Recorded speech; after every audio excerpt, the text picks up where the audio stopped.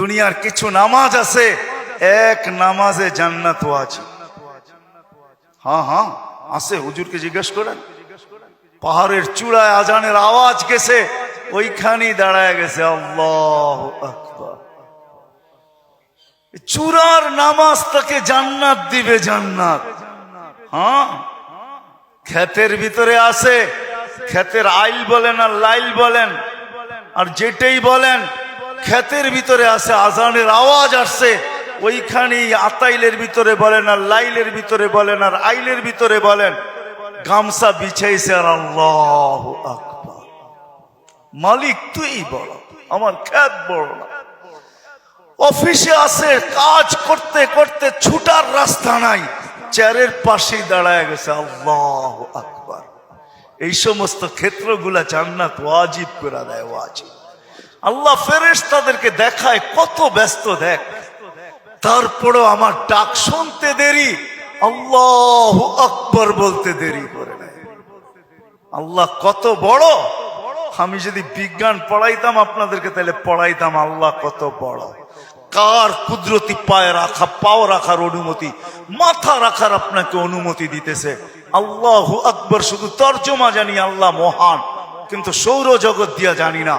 যদি সৌরজগৎ পড়াইতাম তাহলে আপনাদেরকে আমি দেখাইতাম কত বড় আল্লাহর কুদরতি পায়ে আপনি মাথা টেকাইতেছেন, কত বড় আল্লাহ। এটা সৌরজগৎ পড়া ছাড়া বুঝে আসবে না আল্লাহ কত বড়। সৃষ্টি পড়া ছাড়া বুঝে আসবে না আল্লাহ কত বড়। উর্দু জগৎ পড়া ছাড়া বুঝে আসবে না আল্লাহ কত বড়। তখন আল্লাহ বড় বলবেন, কিন্তু দিয়া বলবেন, কিন্তু দোকান। আল্লাহ বড় মানি, কিন্তু দোকান কার কাছে রেখা যাব, অফিস কার কাছে রেখা যাব, ক্ষেত খামার কার কাছে রেখা যাব, কিন্তু বলবেন। আর যদি আল্লাহকে চিনার মতো চিনেন, তাহলে ওই সাহাবীর মতো বলবেন, নামাজে ব্যথা, নামাজে প্রতিবন্ধক। পাখি বাগানের ভিতরে ফরফর করতেছে, নামাজের ধ্যান ছুটা গেছে। ঘন বাগান ছিল, খেজুরের বাগান, তো পাখি ফরফর করতে যায়, নামাজের থেকে ধ্যান ওইদিকে সরা গেছে। সালাম ফিরাইতে দেরি, বাগান সৎকা করতে দেরি করে না। সৎকা থাকবে না বাস, বাজবে না বাসি, থাকবি না তুই, ফরফর হবে না, আমার নামাজের ধ্যানও নষ্ট হবে না। আমি তো আল্লাহু আকবারের সামনে। আল্লাহকে যদি চিনে, তাহলে ওই আবু দাহদার মতো হয়। এক খেজুর গাছ, 600 খেজুর গাছের বাগান, এক খেজুর গাছের বিনিময়। আল্লাহর রাসূল ওয়াদা করছে এক সাহাবীর সাথে, যে খেজুরের মালিক থেকে তোকে বাগান গাছ নিয়ে দিব, কিন্তু ও ছিল মুনাফেক। বলছে, খেজুরের গাছ আমাকে দে, তোকে আমি জান্নাতে বাগান নিয়ে দিব। ইয়া রাসূলুল্লাহ, আমার ছেলে সন্তান এই খেজুরের গাছের খেজুর খুব পছন্দ করে, এটা ছাড়া যা চাইতেন তাইলে দিতাম, এটা দিব না। আবু দাহদা পাশে দাঁড়ায়া শুনতেছিল, তো বলছে, ইয়া রাসূলুল্লাহ, কানে কানে আমি নিয়া দিলে দিবেন?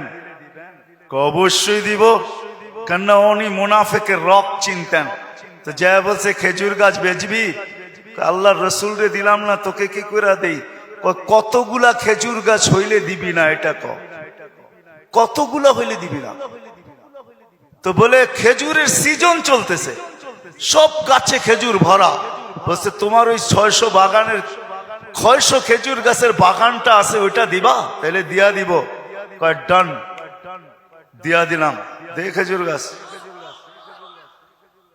ডন কয়া ছুটা শুরু করছে, কেননা আবু উম্মুদ দাহদা খেজুর বাগানের ভিতরে বাচ্চা কাচ্চা নিয়ে খেজুর পাহারা দিতেছিল, নিজে খেজুরের বাগানও ঢোকে নাই, বাহির থেকে দাঁড়ায় চিৎকার দিতেছে, উম্মুদ দাহদা কি হয়েছে? কয় জলদি বাহির হ, খেজুর গাছ বেচা বিক্রি হয়ে গেছে। কয় কোথায়?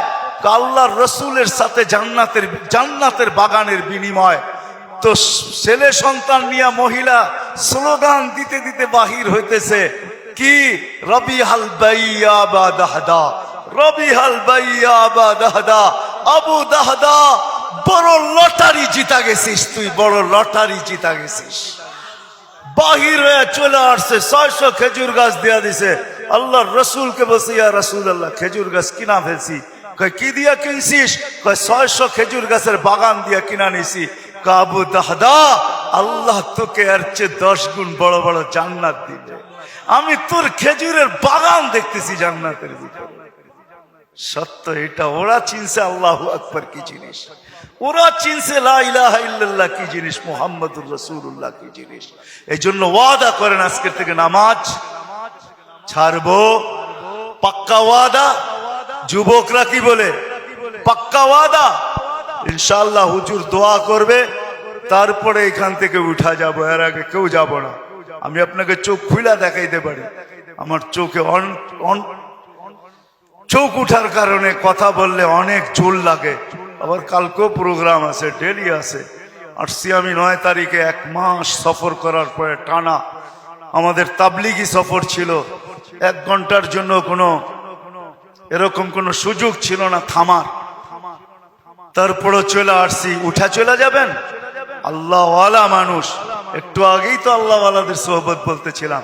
ইনশাআল্লাহ ওনার দোয়া শুইনা, দোয়া নিয়া তারপরে যাব। আল্লাহ আমাদের সবাইকে আমল করার তৌফিক দান করেন।